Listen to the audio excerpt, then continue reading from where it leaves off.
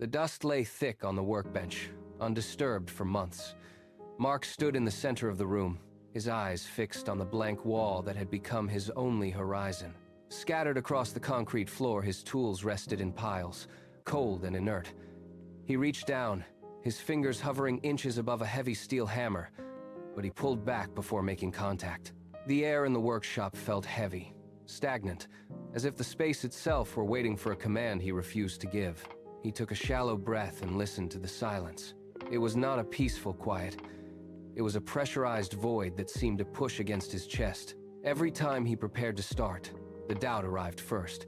It manifested as a physical tension in his shoulders, a refusal to commit his weight to the task. He looked at the wall again. It was a clean, empty expanse of wood that mocked his lack of progress. He remained motionless, anchored to the spot by the sheer weight of his own hesitation, unable to break the cycle of standing still while the rest of the world moved forward without him. He turned his attention to the screen on his desk, clicking through forums and news feeds. Across the city, others were building. He watched grainy videos of entrepreneurs standing in cramped garages, their faces illuminated by the harsh glow of work lights. They were messy, loud, and constantly in motion. They posted updates, shared photos of prototypes, and announced breakthroughs while Mark remained a silent witness. Every success story he read felt like a verdict on his own inaction. He compared their progress to his own blank wall and felt the gap widen. The fear settled in his gut. His ideas were not ready. They were fragile, unpolished, and prone to collapse if he dared to give them form. He convinced himself that the others had access to secrets he lacked, better materials, sharper tools, or perhaps a natural permission to fail that he had never earned. He spent hours analyzing their methods, searching for the singular reason why they could begin while he could only watch. He was a spectator in his own life, trapped in a loop of observation. He closed the browser, staring at his own reflection in the black glass of the monitor. The room was just as empty as it had been an hour ago. He was waiting for a sign of readiness that never came, terrified that the first cut would prove him unworthy. The monitor went dark, leaving the room in a dim, dusty twilight. Mark remained seated, but the weight of the previous hours began to shift. He looked at his hands, calloused from years of past efforts, and realized the stillness had become a physical burden. He stood up, the chair scraping sharply against the concrete floor. He walked to the workbench and swept the pile of printed articles and technical notes into a heap, clearing a space on the wooden surface. He did not check the clock.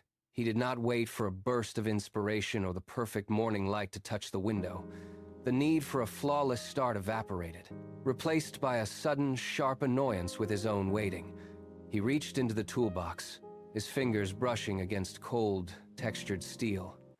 He bypassed the complex machinery and pulled out a single, worn chisel. The handle felt familiar, balanced, and heavy. He did not hesitate to check the edge or measure the grain. He simply turned toward the workspace, gripped the tool with both hands, and positioned the blade against the raw timber. He was done watching. He was done planning. He leaned his weight into the wood, his muscles tensing for the first time in months, ready to force the dormant project into existence. He exhaled, emptying his lungs to steady his posture. The metal bit into the surface. At first, the wood held firm, a stubborn resistance that traveled from the timber up through the steel of the chisel and into his wrists. He did not pull back. He leaned harder, driving his shoulder into the motion. Then, the grain surrendered. With a sharp, sudden snap, the wood parted. A curl of shavings peeled away, spiraling onto the floor. The sound was not muffled or distant. It was a loud, crisp crack that ricocheted off the walls of the workshop. It was the loudest thing he had heard in months. The echo lingered in the air, vibrating against the ceiling and the empty shelves. Mark stood motionless, watching the fresh, pale trench he had carved into the timber. The hesitation that had defined his weeks was severed by that single noise. He felt the vibration fade, leaving behind a silence that no longer felt heavy or oppressive, but clean and expectant. He looked at the edge of the wood, then at the tool in his grip. The barrier had been broken. The first mark was permanent, visible, and impossible to ignore. He adjusted his stance, repositioned the chisel, and prepared to strike the wood once more. The rhythm took over. One cut, then another. The sound of steel meeting timber became a steady, percussive beat that filled the workshop. Mark stopped tracking the time. He stopped glancing at the window to see how the light shifted. His focus narrowed to the 3 inches of space directly in front of his blade. The wood was dense, fighting him with every push, but he matched the resistance with steady, relentless force. An hour passed, then 2. The ache in his palms grew from a dull throb into a sharp burning sensation that radiated up his forearms. He felt his fingers tighten, cramping against the handle, threatening to stall his progress. He paused, exhaled, and shook his wrists loose, rubbing the stiff joints before resetting his grip. He did not step away. He leaned back in, his shoulders burning, and drove the chisel deep into the grain. The wood groaned under the pressure, giving way in long, clean strips. He began to see the geometry of his intent manifesting in the raw material. A curve formed where there had been only a jagged edge. A flat surface emerged where there had been knots. The physical labor was grueling, but with every movement, the form became more deliberate. He was no longer just removing material. He was carving a purpose into the timber, one painful, focused strike at a time. Mark dropped the chisel onto the bench. The sharp clatter against the wood sounded final. He wiped his palms on his legs, feeling the grit and the heat of the friction. He walked to the window and looked out at the street, waiting for the familiar shadow of a partner or the sudden flash of a benefactor. The street remained empty. The realization hit him with the weight of a physical blow. There was no arrival. There was no external force coming to transform his life. The future he had spent months yearning for was not a package to be delivered. It was a structure to be carved. He turned back to the workbench, his shadow long against the wall. He picked up the chisel, feeling the balance of the steel in his palm. It was heavy, grounded, and real. He did not need the perfect conditions or the promise of a team. He needed the friction of the blade against the grain. Every cut he had made today was a piece of the reality he was constructing, one movement at a time. He leaned over the workbench, pressed the steel into the timber, and pushed. He was no longer a spectator of his own life. He was the architect, and the work was finally, truly, under his control. The next morning, the air in the workshop felt heavier. Mark chose a tighter angle, leaning his full weight into the chisel to force the wood into a complex, interlocking curve. The resistance was immense. He gritted his teeth, his knuckles turning white as he shoved the blade forward. Then, the sound happened, a sharp, violent crack that echoed through the room like a gunshot. The wood split instantly, splintering along the grain and ruining hours of precise work. The piece fell apart on the bench, useless and jagged. Mark stood frozen. The silence that followed was suffocating. He looked at the broken shards, and for the first time in weeks, the old, familiar instinct returned. He felt the phantom weight of his toolbox closing. He reached out, his fingers hovering over his equipment. The impulse to pack everything away and walk out the door, clawing at his chest. His breath hitched. The workshop floor felt like a trap. Every muscle in his body urged him to leave, to abandon the bench, to declare the project a loss and never return. He stood motionless, his hands trembling slightly, staring at the empty space where the structure had been, caught in the suffocating gravitational pull of his former failures. Mark did not walk away. He forced his hand to stay on the edge of the workbench. He picked up a splinter of the ruined wood, feeling the sharp, uneven edge against his thumb. It was not a sign to quit. It was a map of his own force. He realized he had pushed against the grain instead of working with it. He dropped the fragment into the bin and cleared the table with a firm, sweeping motion. The sound of sawdust hitting the floor replaced the ringing in his ears. He did not look at the door. He turned back to the stack of timber, his movements deliberate and slow. He measured the angle again, his eyes narrowing as he accounted for the pressure that had broken the previous piece. He picked up the mallet and the chisel, the steel cold and solid in his grip. He positioned the blade, adjusted his stance, and breathed out. The hesitation had vanished, replaced by the rhythm of the work. He pressed the metal into the wood. This time, the blade slid deep into the timber without a sound. He began again, not with the frantic energy of a beginner, but with the steady, calculated focus of someone who had decided that failure was merely a part of the build. Mark wiped the fine dust from the wood surface, inspecting the new joint. It was tighter, but a hairline gap remained on the underside. A month ago, he would have tossed the timber into the scrap heap in frustration. Now, he reached for a leather-bound notebook tucked under his plans. He opened it to a page filled with sketches and diagrams. He took a pen, pressed the tip firmly against the paper, and wrote down the exact angle of his chisel and the force he had applied. He drew a small circle around the flaw, noting the specific grain density that had caused the drift. This was no longer a list of his failures. It was a technical manual of his own evolution. Every error was a variable he could control. He leaned back, his eyes moving from the wood to the notes, tracing the connection between the physical mistake and the corrective measure. He felt the weight of the pen, an extension of his tools. He was mapping the boundaries of his craft, documenting where the wood yielded and where it resisted. By the time he closed the book, his perspective had shifted. The error was not a wall to stop him, but a data point to guide his next move. He stood up, adjusted his stance, and picked up the mallet once more, ready to test his new theory. Mark reached into his pocket, pulled out his phone, and turned it face down on the workbench. The screen glowed with a notification from a feed of other people's projects, but he did not tap it. He pushed the device further away, sliding it beneath a pile of blueprints until the light was completely obscured. He had spent hours scrolling through those images, measuring his progress against the polished, completed results of strangers. He realized that every moment spent watching them was a moment he was not shaping his own reality. He stood up and walked to the wall, pulling down the stack of magazines that had served as his inspiration. He dropped them into the recycling bin, the thud of paper against paper, final and absolute.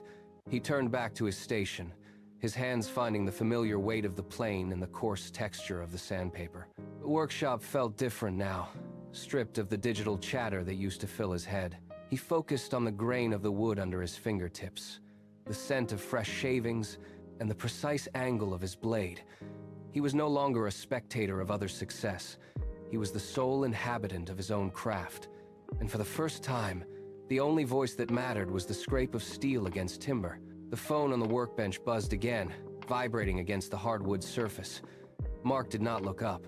He was mid-cut, his concentration anchored to the line he was tracing with the blade. The caller ID flashed, once, twice, then faded into the dark screen. Outside the workshop, the world continued, but inside, the air had grown dense and still. Another ring echoed through the rafters, a sharp, intrusive sound that clawed at the quiet, but Mark simply adjusted his grip and pushed forward. He walked to the heavy door and slid the iron bolt home, effectively sealing the room.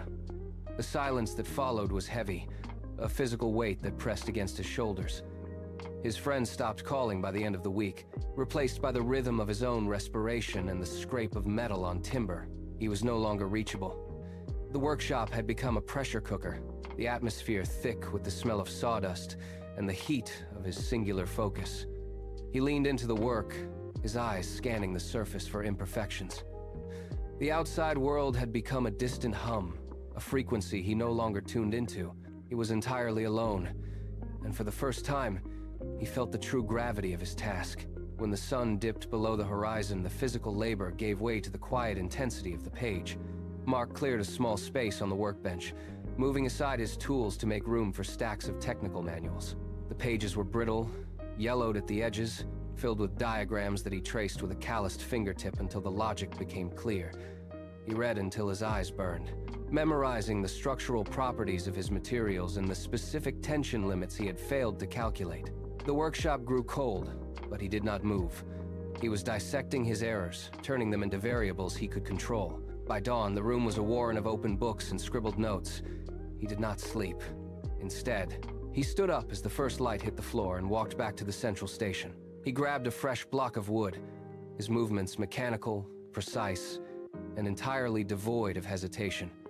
He performed the test again, measuring the stress with a set of calipers, his hands steady despite the exhaustion pulling at his joints. He was no longer guessing. He was applying a rigid, learned discipline to the raw chaos of his project. Every failure was now a data point, and every success was a calculated victory. The layer of dust that had once settled on every surface was gone, wiped away by a relentless, daily ritual of cleaning. Mark stood in the center of the room looking at the transformation. Where there had been piles of debris, there were now organized racks of specialized tools, each hanging in its designated spot. He pinned a fresh blueprint to the wall, overlapping it with a dozen others that documented his slow, grinding progress. The walls were no longer bare. They were covered in a mosaic of sketches, force diagrams, and technical notations. He walked the perimeter of the room, checking the alignment of his workbench. Everything was level. Everything was measured. The air, once stale with the scent of neglect, now carried the sharp, clean aroma of freshly cut pine and metal filings. He had turned the workshop into a machine designed for one purpose. He picked up a piece of timber, weighed it, and placed it on the jig. It fit perfectly. The room felt different now, stripped of the clutter of his previous indecision. It was a workspace that demanded focus, a sanctuary where every physical remnant of his labor served as a testament to the hours he had poured into the floorboards. He was no longer working in a shed. He was working inside his own ambition. Confidence was no longer a phantom he chased. It was a physical weight he felt every time he gripped his tools. Mark ran his thumb over the rough, hardened skin of his palms. The calluses, a map of every mistake he had corrected and every angle he had mastered. He picked up the heavy iron mallet. It felt like an extension of his own arm, balanced and predictable. A doubt flickered a sudden, sharp worry that the current joint might fail under pressure, but he did not step back. He did not look to the door or wait for a sign of approval. He pressed his hand against the wood, felt the grain beneath his fingertips, and tightened his grip until his knuckles turned white. The hesitation that once paralyzed him had been replaced by the simple, undeniable reality of the steel in his hand. He understood now that he did not need to feel ready to begin. He only needed to be present, to be active, and to be precise. He raised the mallet. The swing was fluid, born from months of repetitive, disciplined effort. The sound of the strike was solid, a heavy thud that resonated through the floorboards. He was no longer a man waiting for the world to give him permission. He was the one dictating the pace of his own reality. The work transformed into a steady, rhythmic pulse. Mark moved with a kinetic economy that left no room for wasted motion. His hand reached for the chisel, pressed it to the wood, and made a single clean slice. He repeated the action, again and again. The sound became a metronome, a constant, sharp rhythm that filled the room. He did not think about the end goal. He focused entirely on the current cut. Every movement was a calculation, a micro-adjustment of angle and pressure that had become second nature. When a seam showed a fraction of a millimeter of misalignment, he did not stop to analyze or worry. His hands responded before his mind could even register the error. He sanded the edge, adjusted the fit, and slotted the piece home with a firm, satisfying click. This was the discipline he had spent months cultivating. It was not a grand, singular victory, but the sum of hundreds of small, deliberate decisions. He worked through the afternoon, the light shifting across his workbench as he became a part of the machinery. Each component he finished stacked against the wall, a growing pile of progress that served as the foundation for what was to come. He was in the flow of the labor, fully immersed in the process of creation, where every second counted and every movement served the structure. The workshop air grew thick with the scent of sawdust and friction. Mark cleared the bench, leaving only the primary skeletal frame and the final series of locking joints. This was the moment of culmination.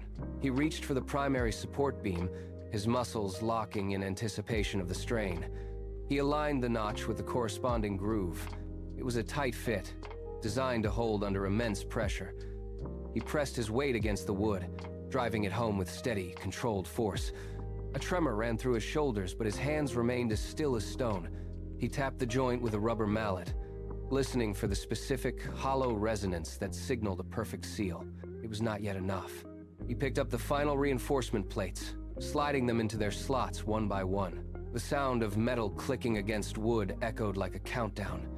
Each piece was a testament to the months of labor that preceded this assembly. He did not rush, even as the structure began to take its final, rigid form. He clamped the edges, applied the final adhesive, and tightened the tension bolts until the assembly groaned under the stress of the connection. With a final, decisive turn of the wrench, the last gap vanished. The structure was whole. He released the clamps, stepped back, and watched the assembly hold its own weight, perfectly aligned and unmoving. Mark did not move. He stood in the center of the workshop, his breath slow and steady, watching the structure. It sat on the workbench, solid and unyielding. He walked around it once, then twice, viewing the angles he had spent months perfecting. He reached out and ran his fingertips over the surface. The wood was smooth, cool, and perfectly joined. A small, jagged scratch remained near the base where he had slipped weeks ago, but he did not feel the need to hide it. That mark was part of the process, a record of the struggle that had led to this moment. He looked at his hands, calloused and stained with work, then back at the object. The silence in the room was no longer the heavy, suffocating weight of hesitation. It was the quiet of a job finished. He felt a sudden, sharp surge of triumph, a visceral relief that pulled at his chest. He had spent so long imagining this moment, waiting for permission or the right conditions, yet here it was. He had built it himself, piece by piece, failure by failure. The structure did not just hold weight, it held the proof of his own persistence. He took a deep breath, inhaling the scent of wood shavings and oil, and for the first time in his life, he felt entirely, undeniably anchored in his own capabilities. He turned his back on the workbench and faced the blank wall where he had stood months ago. The space was exactly as it had been, yet his perception of it had shifted entirely. He remembered the weight of that silence, the paralyzing fear of being a spectator to his own life. He looked at his palms, mapping the path of every callus and scar. These were not just signs of manual labor. They were the physical coordinates of his own evolution. He realized then that the wood had not changed him, he had changed the wood. The structure was merely a byproduct of a deeper, more permanent shift. He was no longer the man who waited for external validation or the perfect conditions to begin. He had stripped away the dependency on luck, replacing it with the brutal, honest necessity of action. The transformation was not in the object resting on the bench, but in the person who had dared to build it. He had spent his entire life waiting for the world to offer him a place, only to discover that he had the power to forge one himself. The wall was no longer an obstacle. It was an invitation. He stood in the center of the room, feeling the shift in his own gravity, finally recognizing the architect he had become. Mark looked at the completed structure, yet he felt no urge to label it as an end.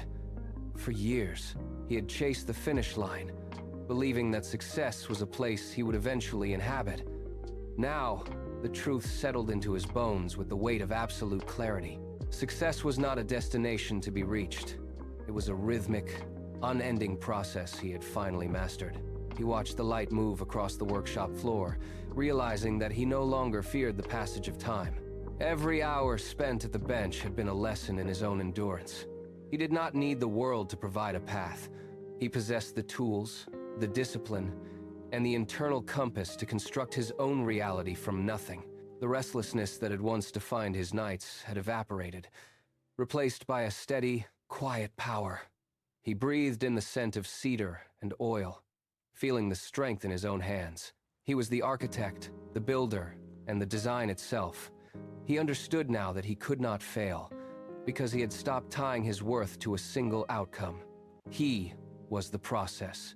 He was the work. And in that realization, he found an empowerment that no external validation could ever provide.